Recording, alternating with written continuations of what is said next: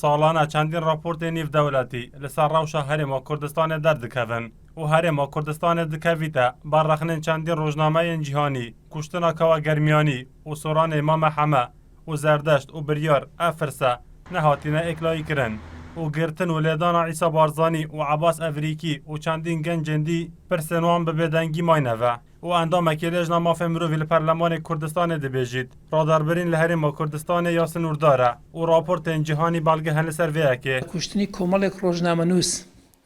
خستنی گولە بۆ ناو دەمیان کوشتنیان و وەلاهەزار تا ئێستاش بێ دۆسیەکانیان بەداخراوی ماوەتەوە و کەسێک لەسەر ئەوان نەگیراوە نە تۆڵەشیان کراوەتەوە. ئەوە هەموو دلیلی ئەوەیەکەوە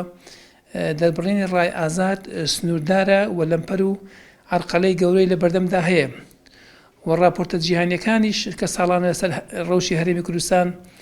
ڕەوشی ئازادی و ڕادەبرین بڵاو دەبێتەوە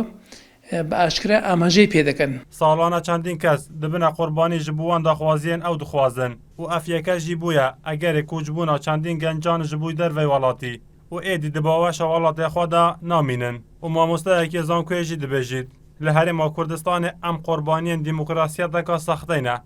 كنا خدمت گذاری و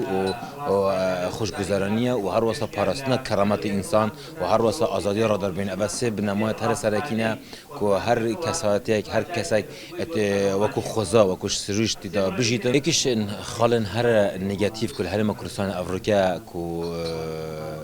تا کسی هرم کردستان توش بیتن اوه هاتی حل خلانتاندن آنگاه هاتی سردابن اوه دموکراسی ساخته دموکراسی ساخته اوه که دما که هر دست خلاطه باز دموکراسی دکت لی او دموکراسی ساخته بید. Pirsên wan kesên ku bûyne qurbanî li Herêma Kurdistanê dibine pirsiyar ku divêt mêjû bersivê li ser bidedeve û endam perlemanek jî dibêjît azadî li Herêma Kurdistanê tenê ji bo hin kesan e. Eyas Abdullah en Artî Hewlêr.